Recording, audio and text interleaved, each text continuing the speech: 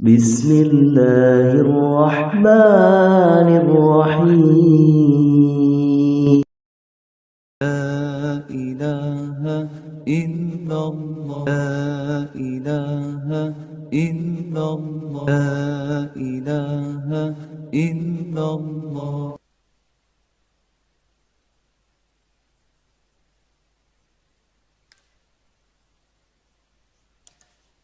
السلام عليكم ورحمة الله وبركاته.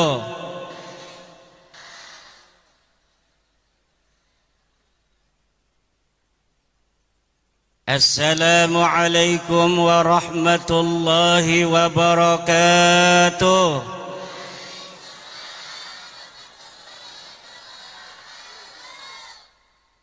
Ibu-ibu muslimat yang semangat, Assalamualaikum warahmatullahi wabarakatuh.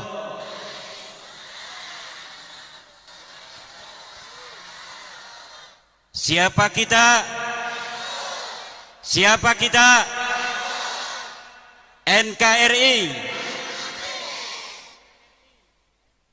Alhamdulillah.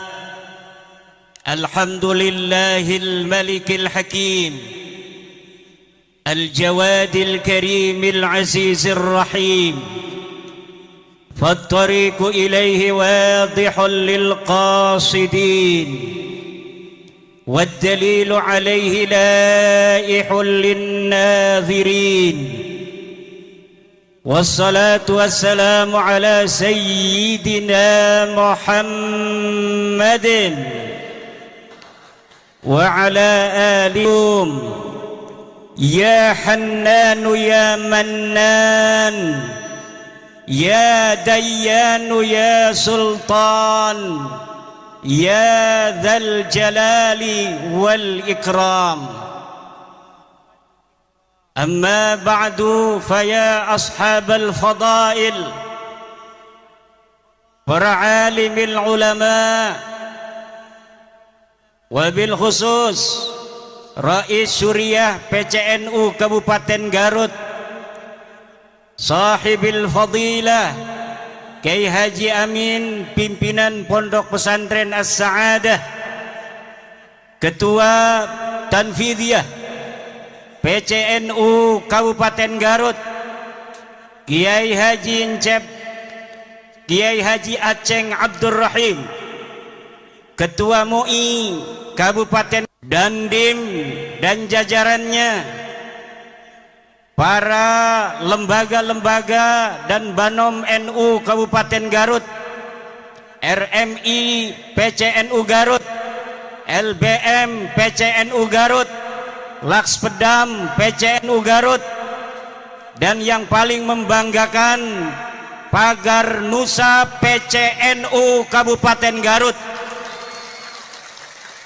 yang pada hari ini ketuanya menjadi ketua panitia halal bihalal PCNU Garut, ketua muslimat PCNU Garut, ketua Ansor PCNU Garut, ketua IPPNU, dan seluruh ketua MWCNU se-Kabupaten Garut, serta seluruh ketua ranting se-Kabupaten Garut. Semoga Allah melimpahkan keberkahan kepada seluruh pengurus NU Kabupaten Garut, dan tak lupa kepada seluruh warga Nahdliyin, warga Nahdliyat Kabupaten Garut. Semoga senantiasa Allah Subhanahu wa ta'ala limpahkan rizki yang banyak, anak yang saleh dan salihah, istri yang salihah, suami yang nurut. Mau ibu-ibu punya suami nurut? Suami yang bertanggung jawab, amin. Suami yang jangan banyak laganya, udah satu cukup satu, amin kata muslimat, diem kata bapak-bapak. Dan para pelajar-pelajar NU Kabupaten Garut, jangan salah pilih suami nanti. Amin. Pilih suami yang soleh. Suami yang soleh itu cirinya yang pakai sarung. Sarungnya sarung putih. Pakainya jas coklat. Pakai sorban putih. Itu ciri-ciri calon suami yang soleh. Amin ya robbal. Setuju, Bu? Pertama-tama, marilah kita panjatkan rasa syukur, puji kepada Allah Nu Maha Suci yang telah melimpahkan pada hari ini takdir kita untuk berjumpa, takdir kita untuk bersilaturahmi di samping makam seorang wali, Syekh Abdul Qahar Mbah Khatib, yang akan memberikan keberkahannya kepada kita dari Allah Subhanahu wa ta'ala. Yang dengan hadirnya kita hari ini, Allah insyaallah, amin ya rabbal alamin, akan mudahkan segala urusan kita. Yang sakit di hari ini, ya Allah, sembuhkanlah dengan barokah silaturahmi pada hari ini. Yang punya hutang, ya Allah, lunaskan hutangnya, ya Allah. Yang punya masalah dengan istrinya, hampir mau bercerai, langgengkan jodohnya, ya Allah. Anaknya yang nakal, anaknya yang gak mau ngaji, dengan barokah silaturahmi ini, ya Allah, jadikan anaknya anak yang saleh dan salehah, anak yang mau ngaji, anak yang mau belajar agama Allah. Amin ya rabbal. Salawat beserta salam mari kita sanjungkan kepada baginda alam, habibi wa qurratu aini, Muhammad ibn Abdullah, man huwa syamsun, man huwa badrun, man huwa nurun fawqa nurin, man huwa iksiru wa ghali, man huwa misbahus suduri, jaddal hasani wal husaini, sayyidina wa maulana Muhammad, sayyidina wa maulana Muhammad, sayyidina wa maulana Muhammad. Hadirin warga NU Kabupaten Garut, Nahdlatul Ulama hari ini telah memasuki abad yang kedua. PBNU mencanangkan tema untuk abad yang kedua ini, merawat jagat, membangun peradaban. Merawat jagat, membangun peradaban. Mari kita sama-sama ulangi, merawat jagat, merawat jagat. Sejak NU didirikan 1926, NU bergerak membimbing umat. Kiai-kiai pesantren diorganisir untuk bersama-sama mengawal umat Islam agar menuju apa yang diridhai oleh Allah dan Rasulnya.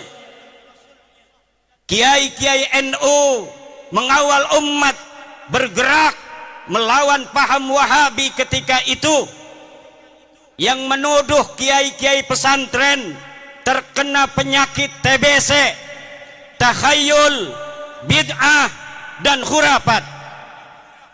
Kiai-kiai kita juga sejak berdirinya mengawal bangsa Indonesia untuk mencapai kemerdekaan Indonesia. Setelah merdeka 1945,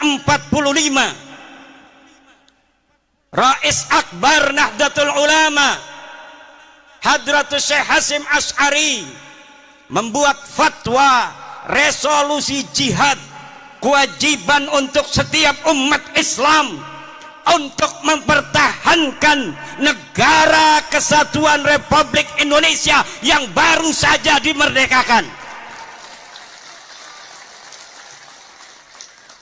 Dari mulai resolusi jihad tanggal 22 Oktober, umat Islam di seluruh Indonesia bertekad karena sudah adanya fatwa ulama bahwa kita wajib mempertahankan negara kesatuan Republik Indonesia ini. Maka tanggal 10 November umat Islam di Jawa Timur bergerak menuju satu titik untuk mengusir tentara sekutu yang waktu itu sudah datang ke Surabaya. Puluhan ribu anak-anak santri turun bersama bangsa Indonesia lainnya di dalam mempertahankan keutuhan negara kesatuan Republik Indonesia. Ribuan nyawa melayang, tapi nyawa yang melayang itu tidak ada artinya kalau dibandingkan kebahagiaan anak cucunya kita di hari ini. Leluhur kita yang telah menjadi syahid, leluhur kita yang telah menjadi pahlawan, di antara mereka ada yang dikenal, ribuan lagi tidak ada yang tahu. Mungkin leluhurnya mati ketika itu, anak cucunya hari ini tidak tahu di mana entah kuburnya. Tetapi perjuangan mereka telah menghasilkan kita kedamaian di hari ini, ketertiban dan kemerdekaan. Maka ini nikmat yang tidak boleh oleh kita warga NU dilupakan, untuk senantiasa menjaga negara warisan para leluhur-leluhur kita ini. Jangan sampai negara ini berkuasa. Nahdlatul Ulama bersama elemen-elemen bangsa lainnya hadir di pemerintahan. Kemudian pada tahun 1965 Nahdlatul Ulama, kiai-kiainya, ansor bansernya bersama-sama elemen bangsa lainnya, dari muslimnya, dari kristennya, dari budanya, dari hindunya, dari konghucunya, mengusir dan membasmi Partai Komunis Indonesia yang hendak berkhianat terhadap bangsa Indonesia ini. Kemudian pada saat Orde Baru berkuasa, Nahdlatul Ulama tidak purek, kata orang Jawa Banten. Nahdlatul Ulama bahkan adalah satu-satunya ormas Islam yang pertama menerima Pancasila sebagai asas tunggal yang digagas oleh Bapak Soeharto.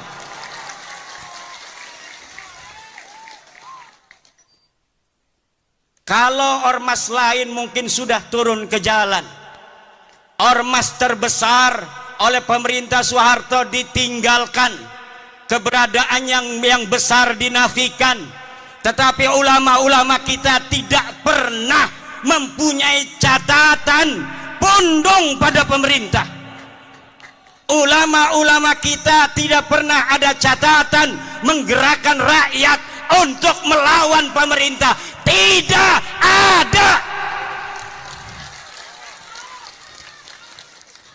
Kesetiaan Nahdlatul Ulama terhadap negara kesatuan Republik ini bersifat final, mutlakon, bila qayyidin, baik qayyidin lazimin maupun qayyidin ghairi lazimin, mutlakon, bahwa negara kesatuan Republik Indonesia ini adalah bagi Nahdlatul Ulama bersifat final. Setelah reformasi hadir seorang putra Nahdlatul Ulama, Sayyidi Syekh Abdurrahman Wahid, Gus Dur, Allah takdirkan memimpin negara kesatuan Republik Indonesia. Pada zaman SBY, kemudian gerakan-gerakan radikal muncul di Indonesia. NU bersama warga bangsa lainnya berjuang bagaimana gerakan-gerakan radikal ini bisa diberantas dari Indonesia. Abuya Dimyati berputra Abuya Muhtadi. Abuya Muhtadi berfatwa bahwa gerakan-gerakan radikal semacam HTI, FPI harus dihilangkan dari Indonesia. Sebelum negara Indonesia ngeh terhadap HTI dan sebagainya, Abuya Muhtadi Dimyati sudah berfatwa terlebih dahulu beberapa tahun yang silam bahwa HTI harus dibubarkan dari Indonesia.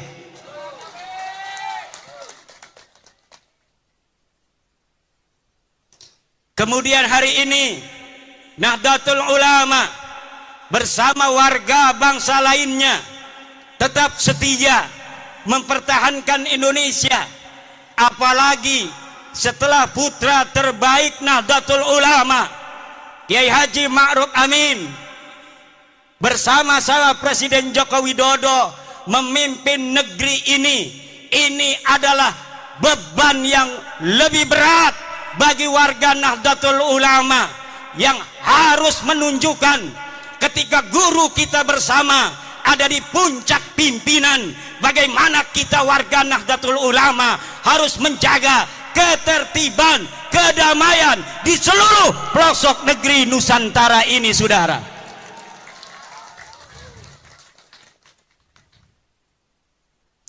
Indonesia ini negeri yang baldatun thayyibatun wa rabbun ghafur. Islam datang dibawa oleh Wali Songo. Islam datang dibawa oleh Wali Songo. Islam datang dibawa oleh Wali Songo. Islam datang dibawa oleh Islam datang dibawa oleh Islam datang dibawa oleh Islam datang, catat, dibawa oleh Wali Songo. Yang sekarang Nahdlatul Ulama mengkristalkan ajaran Islam Wali Songo dengan tawaran konsep Islam Nusantara. Kita Islam, tapi kita Nusantara. Kita Islam, tapi kita adalah Indonesia. Kita Islam dengan kesadaran bahwa ada saudara-saudara kita sebangsa yang berbeda. Berbeda agama, berbeda suku, berbeda adat istiadat, berbeda budaya, berbeda bahasa. Ini harus lahir di dalam kesadaran kita, sehingga kita sebagai umat Islam bijaksana sebagai mayoritas di dalam mencetuskan setiap gagasan-gagasan kenek Indonesia Raya. Kita Bhinneka Tunggal Ika, berbeda-beda tapi satu. Kita ada berbeda dari sisi budaya, tapi walaupun kita berbeda-beda, kita tetap satu jua, yaitu Indo.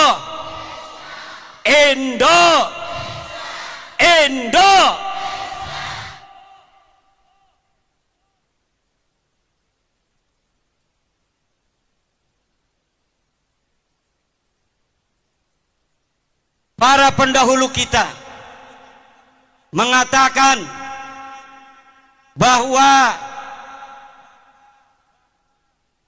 kemerdekaan Republik Indonesia ini adalah atas berkat rahmat Allah. Lihat dalam Undang-Undang Dasar. Dan sesungguhnya kemerdekaan itu ialah hak segala bangsa. Dan oleh sebab itu, maka penjajahan di atas dunia ini harus dihapuskan karena tidak sesuai dengan pri keadilan dan pri kemanusiaan. Indonesia harus bersatu dan pertama harus merdeka, karena di dalam undang-undang yang disebutkan bukan bersatu terlebih dahulu. Bersatu kalau masih ada satu suku bangsa merasa lebih tinggi derajatnya dari bangsa lainnya di Indonesia. Buat apa kita bersatu kalau mereka orang-orang yang bukan pribumi Indonesia menganggap kita pribumi Indonesia adalah sebagai budak-budak mereka.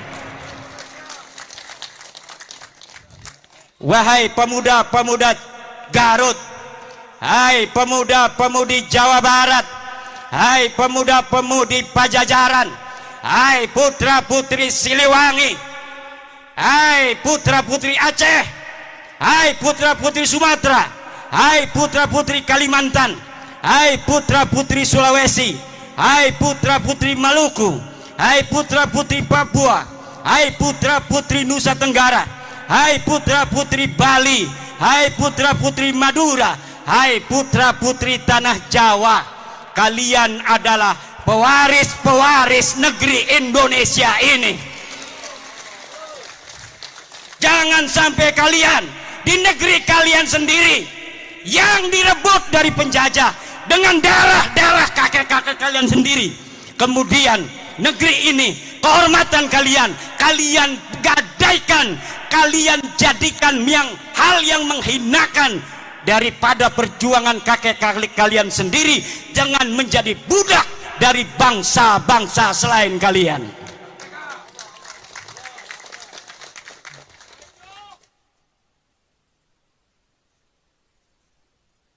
Tidak boleh dalam negara yang disebut Negara Kesatuan Republik Indonesia ini orang Jawa Barat merasa lebih baik daripada orang Jawa Timur. Tidak boleh. Kita adalah sama. La fadla li Jawa Barat ala Jawa Timur, wala li Jawa Timur ala Jawa Barat. Kullukum min Adam wa Adam min turab. Semua kalian adalah ada darahnya turunan Nabi, yaitu Nabi Adam, dan Adam berasal daripada tanah. Maka kalian dengan yang lainnya adalah sederajat. Yang membedakan kalian dengan yang lainnya hanyalah ilmu pengetahuan kalian.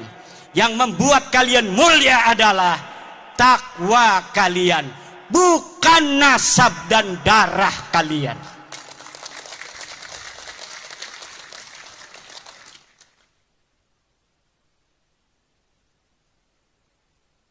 Kullukum ummahatukum waladnakum ahrara fala takunu abidan li ghairikum.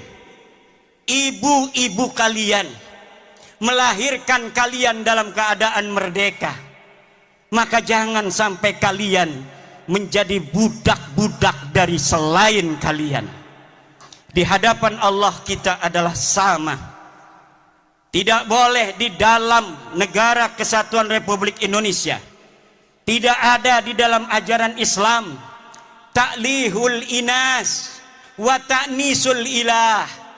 Tidak ada menuhankan manusia dan memanusiakan Tuhan. Yang ada adalah kita wajib untuk tunduk dan patuh hanya kepada Allah Subhanahu wa ta'ala. Kita diperintahkan oleh Allah hanya taat kepada Allah dan taat kepada orang-orang yang diperintahkan oleh Allah untuk kita taati.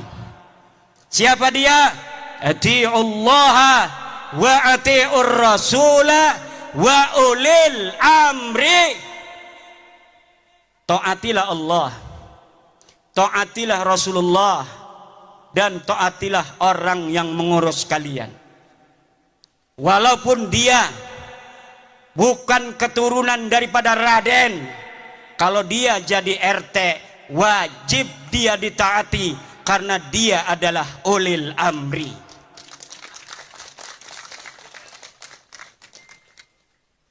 Walaupun dia turunan Nabi Nuh, turunan Nabi Ibrahim, Kalau dia tidak jadi apapun dalam kehidupan, tidak ngurus urusan kalian, tidak ada kewajiban kalian untuk mentaatinya.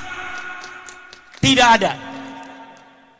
Tapi walaupun abdun habasyun, hamba yang hitam legam, kalau dia memegang urusanmu, dia menjadi ketua RT, ketua RW, dia menjadi lurah, dia menjadi camat, dia menjadi bupati, dia menjadi gubernur, dia menjadi presiden, dia menjadi ketua organisasi, maka dalam lingkup urusan-urusan yang menjadi tanggung jawabnya, kita sebagai rakyatnya, kita sebagai anggotanya wajib untuk mentaati mereka. Tidak ada di dalam ajaran Islam orang harus dimuliakan hanya berdasarkan darah dan nasabnya. Tidak ada. Ada orang-orang yang memperkosa saudara, memperkosa hadis-hadis Rasulullah tentang ahli bait. Kemudian hadis-hadis tentang ahli bait itu dibawa maknanya untuk diri mereka.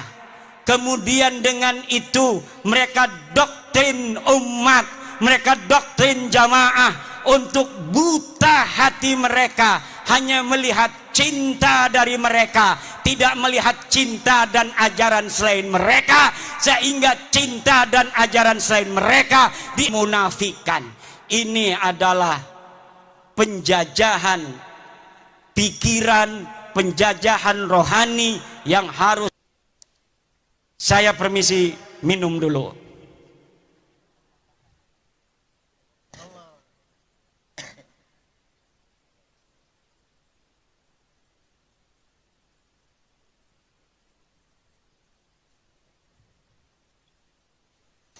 Allah berfirman, walaqad karramna bani Adam, dan sungguh kami telah memuliakan anak Adam. Allah lah yang telah memuliakan kalian, wahai orang Garut, wahai orang Limbangan. Maka jangan hinakan kalian di hadapan siapapun atas nama apapun, kecuali di situ ada perintah Allah Subhanahu wa ta'ala. Kehinaan yang diperbolehkan adalah kehinaan di hadapan orang tua kita. Wahfid janah, harus tawadu, harus menghinakan diri di hadapan ibu kita, di hadapan ayah kita. Wa man fi ma'nahuma indal ulama wa huwal masyayikh. Kalau dia bukan ibu kalian, kalau dia bukan ayah kalian, kalau dia bukan guru kalian, walaupun katanya dia kiai, walaupun katanya dia ulama, maka tidak ada kewajiban bagi kalian untuk menghormatinya dengan menghinakan orang tua dan guru kalian yang mengajari kalian sendiri. Artinya apabila ta'arud antara menghormati orang tua dengan menghormati ulama itu, maka orang tua harus didahulukan terlebih dahulu. Sekarang ini doktrinnya beda. Kalau engkau mencintai cucunya Rasul, walaupun ibumu sakit, maka engkau harus hadir apabila ada panggilan juang. Kalau ada panggilan jihad. Jihad apa? Negeri kita ini sedang tenang, saudara. Negeri kita ini aman, tentram. Ngedengerin ceramah juga bisa sambil beli cilok. Ngedengerin ceramah juga bisa sambil ngopi, bisa sambil ngerokok. Banser begana begini juga nggak ada apa-apa sebenarnya mah. Pura-pura sibuk. Aman tentram, betul nggak? Cuma banser ingin menunjukkan penghormatan pada kiai-kiai saja. Sebenarnya nggak ada apa-apa.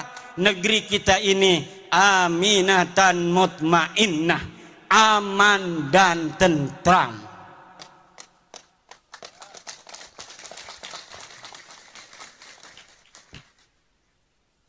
Ini pelajar-pelajar Ibnu kenapa ngeliatinya begitu?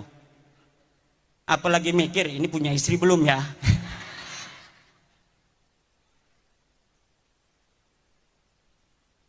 Gampang, saya tinggal ngontek ya Amin. Ya iya. Saudara-saudara kaum muslimin rahimakumullah. Yang terjadi hari ini adalah orang-orang yang memegang mic, tapi dia tidak memegang hati. Dia asal bicara, walau kadangkala menyakiti ratusan juta bangsa Indonesia. Bagi yang cinta pada dia karena sudah buta, mereka membenarkan mereka. Karena yang diajarkan adalah kebutaan. Yang diajarkan cinta. Dipanggilnya pengikut itu muhibbin. Tidak seperti Rasulullah memanggil pengikutnya dengan sebutan ashab. Imam Syafi'i memanggil murid-muridnya ashab. Para kiai memanggil pengikutnya santri. Tidak ada yang memanggil muhibbin. Para pecinta itu tidak ada, saudara. Muhibbin itu buta, karena sehingga yang menjadi pengikut mereka amat disebut ashab. Maka ketika Nabi Muhammad tiada, murid-muridnya para sahabat ini kemudian menjadi orang-orang tinggi derajatnya, bahkan bisa mengalahkan Rasulullah, dapat menguasai tanah yang lebih luas, sehingga mereka tanah yang dikuasai itu menyebut la ilaha illallah. Itulah murid-murid Rasulullah yang disebut ashab, bukan disebut muhibbin. Kemudian murid-murid Imam Syafi'i disebut ashabus Syafi'i, sahabat-sahabat Imam Syafi'i. Maka mereka kemudian menjadi ulama-ulama besar sepeninggal Imam Syafi'i. Cucu-cucu muridnya juga menjadi ulama-ulama besar. Kemudian cucu-cucu muridnya menjadi ulama-ulama besar. Mereka yang disebut sebagai ashab adalah mereka yang dididik untuk lebih mulia dan lebih pintar dari gurunya. Sementara mereka yang disebut muhibbin hanya dijadikan anak buah yang untuk mengorbankan diri bagi yang dicintainya.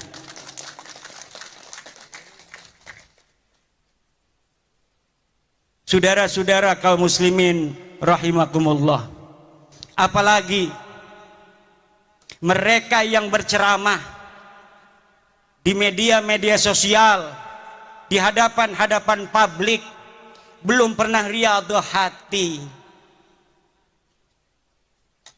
belum mencapai syarat yang sempurna.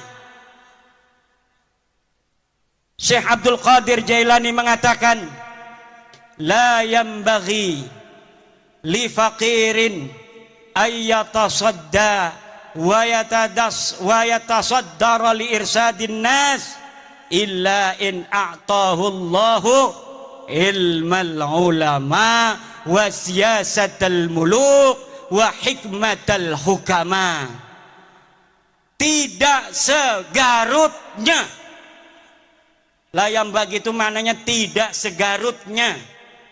Kalau orang Jogja tidak seyogianya, kalau orang Banten tidak sebantennya, kalau orang Cigawir layam bagi tidak segawirnya. Li fakirin, untuk seseorang untuk berceramah di hadapan manusia kecuali dia telah diberikan ilmunya para ulama, politiknya para pemerintah, dan hikmahnya para aulia-aulia Allah. Kalau orang telah memiliki tiga, pertama dia adalah ilmu dari para ulama, dia telah pantas berbicara karena sudah banyak ilmunya. Dia sudah ta'lim puluhan tahun di pondok pesantren, kemudian dia mengerti siyasatal hukama, politiknya para pemerintah. Kadang-kadang politik itu li siyasatin nas, sesuatu yang kelihatannya tidak baik, untuk satu kelompok, tetapi hal itu manfaat dan maslahatnya baik untuk masyarakat yang lebih luas. Pemerintah kadang-kadang harus melakukan hal-hal yang demikian. Yang ketiga adalah hikmatul hukama. Dia harus mempunyai hikmahnya para aulia-aulia Allah, kasih sayang dan cinta di hati. Tidak setiap ilmu itu saudara bisa untuk diberikan di hadapan publik seperti ini. Yang harus diberikan ke hadapan publik seperti ini adalah apa yang menggerakkan mereka untuk mendekatkan diri kepada Allah dan menghilangkan perbudakan pikiran yang menggelantung di hati-hati masyarakat, sehingga pencerahan itu akan membuka dirinya untuk menjadi manusia yang merdeka, manusia yang betul-betul tidak menjadi budak daripada manusia lainnya. Saudara-saudara, sebenarnya saya ingin lama untuk berceramah, tetapi suara ini karena saking semangatnya di negeri sendiri, karena saya walau dari Banten, tapi ada kata orang tua, ada silsilah nasab ke Bandung, Garut, dan Sumedang Larang. Kalau di DNA, kalau berani DNA ya, berani nggak tes DNA? Berani nggak tes DNA? Berani nggak tes DNA?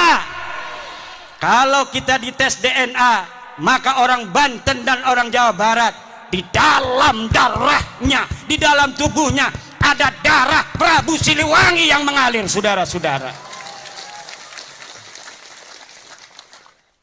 Kalau diurut dari nonong-nonong, neng-neng yang duduk ini, dari dirinya sampai Prabu Siliwangi, lihat ada berapa leluhur yang telah mati di medan juang. Ada berapa leluhur yang telah mati syahid dalam mempertahankan tanah Pasundan dan Jawa Barat ini, dalam mempertahankan Indonesia Raya ini, saudara. Maka kita kalau ada tes DNA diperintahkan oleh Gubernur Ridwan Kamil, turunan Sunan Gunung Jati, hei orang-orang Garut, tes DNA, aing hayang nyaho siap keturunan saha, siap ente tes DNA, siap ente tes DNA, siap ente.